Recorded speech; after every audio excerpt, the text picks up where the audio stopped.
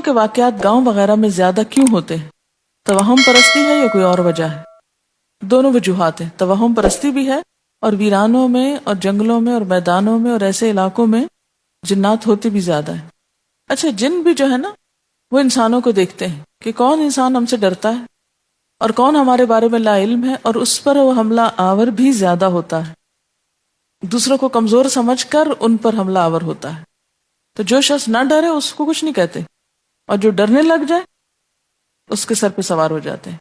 سورۃ الجن آیت نمبر 6 ہے، وَأَنَّهُ كَانَ رِجَالٌ مِّنَ الْإِنسِ يَعُوذُونَ بِرِجَالٍ مِّنَ الْجِنِّ فَزَادُوهُمْ رَهَقًا، کہ انسانوں میں سے کچھ لوگوں نے جنوں سے پناہ لی، اس نے ان کی سرکشی میں اور اضافہ کر دیا۔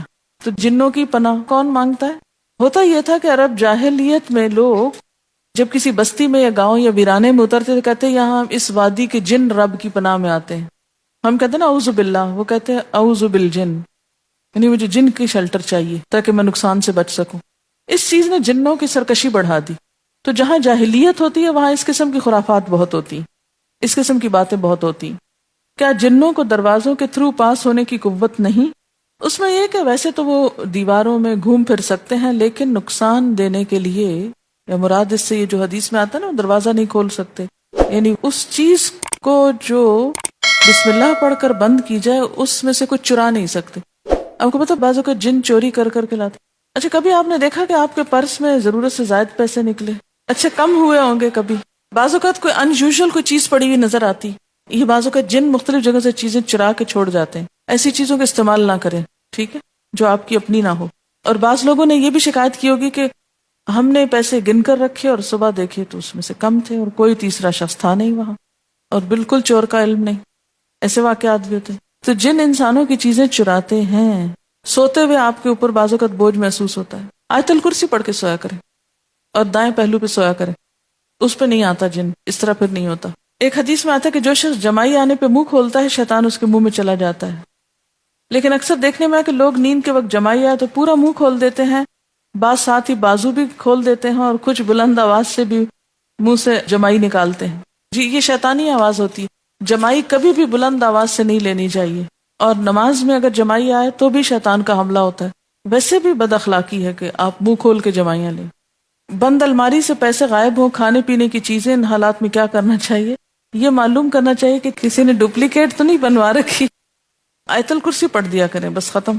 آپ نے کہا جس گھر میں قرآن نہیں پڑھا جاتا یا جو شخص قرآن نہیں پڑھتا وہاں جنات کا بسیرا ہوتا ہے، لیکن میں تو جب قرآن حفظ کر رہی تھی تو مجھ پہ جن آ گیا، اور جب ہی ہمارے گھر میں جنوں کا پہرا ہو گیا تھا جس کی وجہ سے آتش زدگی ہوئی، جبکہ ہمارے گھر میں فجر سے تہجد تک قرآن پڑھا جاتا ہے۔ یہ سوال، اور ایک یہ بھی سوال ہے کہ ایمان جتنا زیادہ شیطان اتنا زیادہ ہی آتا ہے، تو پھر حضرت عمر سے دور کیوں چلا گیا؟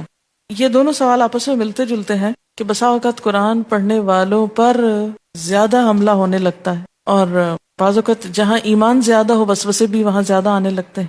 تو اس میں یہ ہے کہ ایسا ہونا بالکل ممکن ہے۔ اس میں پھر دیکھنا یہ چاہیے، اور انہوں نے یہ بھی لکھا کہ حضرت عمر پہ کیوں نہیں آتا تھا شیطان، ان سے کیوں ڈرتا تھا۔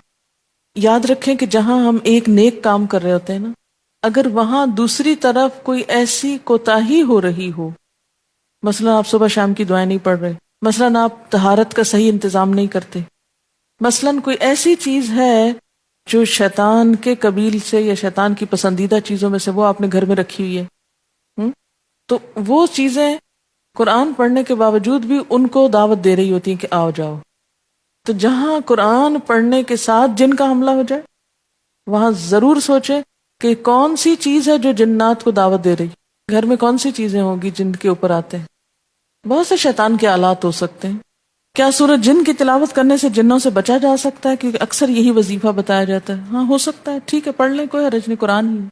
جب کسی کو ہم یہ سمجھانا چاہیں کہ اللہ کے اذن کے بغیر کوئی جادو ٹونا نہیں ہوتا یا اللہ کے اذن کے بغیر کوئی جن بھوت نقصان نہیں پہنچا سکتا، وہ آگے سے سوال کرتے ہیں کہ بہت سارے لوگوں پر جو اثر ہو جاتا ہے تو کیوں اللہ کا اذن ہوتا ہے، یعنی کب اور کیوں، کس کے لیے اذن ہوتا ہے اور کب نہیں ہوتا۔ لوگ کہتے ہیں یہ تو ہمارے نبی پر بھی ہوا تھا، اگر کوئی کراتا ہے تو ہو جاتا ہے، لیکن ایک قرآن ہی میں لکھا ہوا ہے نا کہ کسی کو اللہ کے اذن کے بغیر نقصان نہیں دے سکتے، اور اگر نبی صلی اللہ علیہ وسلم پر ہوا تو یہ بتانے کے لیے کہ اگر کسی نیک انسان پر بھی ایسا ہو جائے تو اس کو برا نہ سمجھا جائے۔ اور ویسے بھی آپ کے تجربے سے بہت ساری چیزیں ہم سب کو سکھائی گئی ہیں۔ شیطانوں سے بچنے کے لیے تو قرآنی آیات پڑھی جاتی ہیں، لیکن انسان جو سراپا شیطان بنا ہوا ہو اس کی شیطانی حملوں سے کس طرح بچا جائے، یہی دعا پڑھا کرے، اللہم انا نجعلک فی نحورہم ونعوذ بک من شرورہم۔ نبی صلی اللہ علیہ وسلم کے دشمن بھی تو شیطان تھے نا انسانوں میں سے، آپ کیا کرتے تھے؟ آپ کا طریقہ کیا تھا؟ سننے میں آیا کہ اونٹ کی ہڈی جس کے پاس ہو تو جن بھوت کا حملہ نہیں ہوتا، یہ سب غلط باتیں، یہ توہمات کی باتیں ہیں۔ اسی طرح یہ کہ چھری رکھ دیں بچے کے پاس تو اس پہ اثر نہیں ہوتا، کالا کپڑا رکھ دیں، دھاگا رکھ دیں، یہ سب من گھڑت باتیں۔ تعویذ اس طرح کے رکھ دیتے ہیں بعض اوقات۔